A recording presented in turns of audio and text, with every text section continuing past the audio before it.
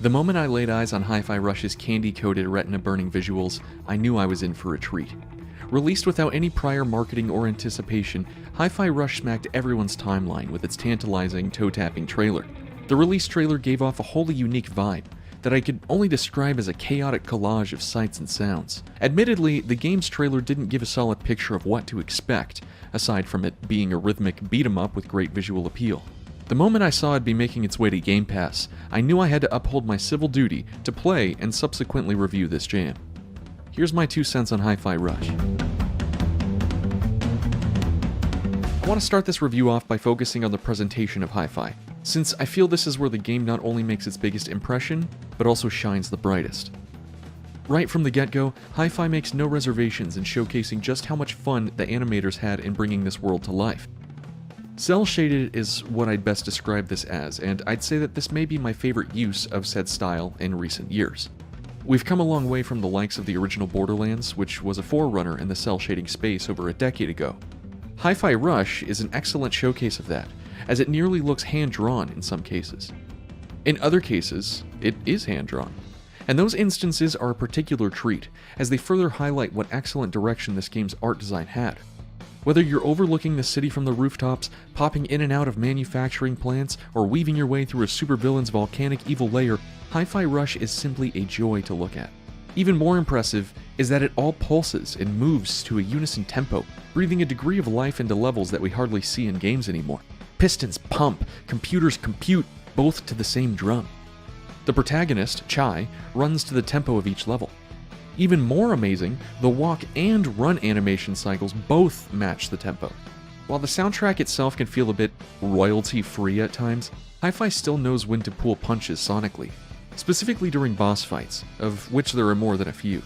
Each has its own mainstream tune tied to it, which helps bring a level of big-budget badassery that I haven't felt since Scott Pilgrim. The way these songs build in layers is fantastically incorporated as well.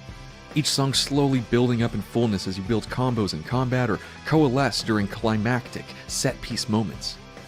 I think now would be a good time to shift gears to talk about Hi-Fi's gameplay, because this is a rhythm game at its core. As any veteran of the genre can attest, you can have the coolest track list in the world, but if the gameplay is poor, it'll all end up bad. Fortunately, Hi-Fi Rush ends up being one of the most mechanically sound rhythm games I've played in years. It adopts the same sort of playstyle as something like Bayonetta, in that the first playthrough establishes mechanics that are then dialed up to 11 on subsequent more difficult runs. I do have my issues with later levels feeling messy in regards to timing, but for the most part everything here clicks. Combos flow freely from one another, crowds cheer when crits are hit, and the environment moves in time with it all. All of these aspects work in tandem with one another to deliver an experience that is incredibly energetic. But Hi-Fi Rush isn't all shredding faces and colorful spaces. In between all the combat and chaos sits these sections of exploration and exposition. And while I enjoyed these moments for what they were, I personally felt they did more harm than good for Hi-Fi's overall flow. I enjoyed the platforming, and the exploration that broke up the fairly simple level design. What I didn't enjoy so much was the excessive amount of dialogue that I had to sit through. There's a lot of talking in this game.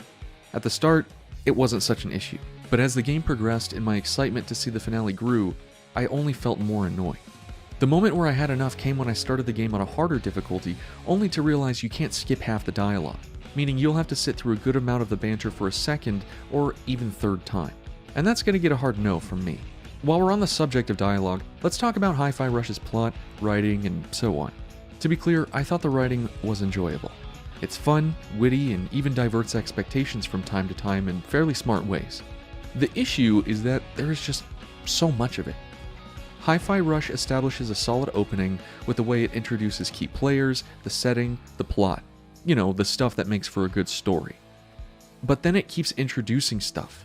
Copious amounts of lore entries to find, side conversations with characters in your hideout, invisible stop signs every 5 minutes that say, stop everything and have the characters talk for little reason.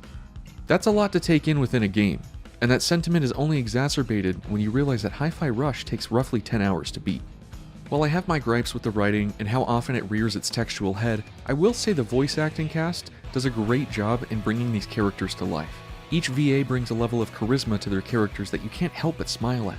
You can really tell everyone involved enjoyed playing these characters, as it's reflected in their performance. Solid voice acting is paramount to making a believable set of characters, and Hi-Fi Rush knocked it out of the park.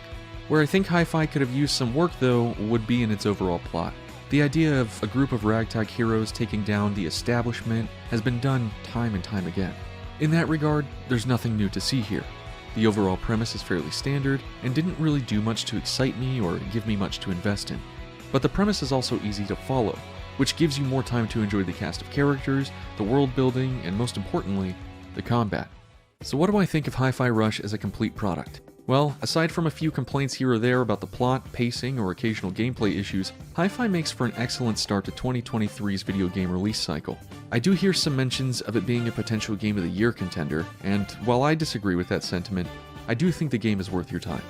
If you have Gamepass, I'd argue you have no reason not to check it out. It's a prime example of something new in a space of copy-paste gameplay, and any and all positive feedback could very well help pave the way for more creative games in the future.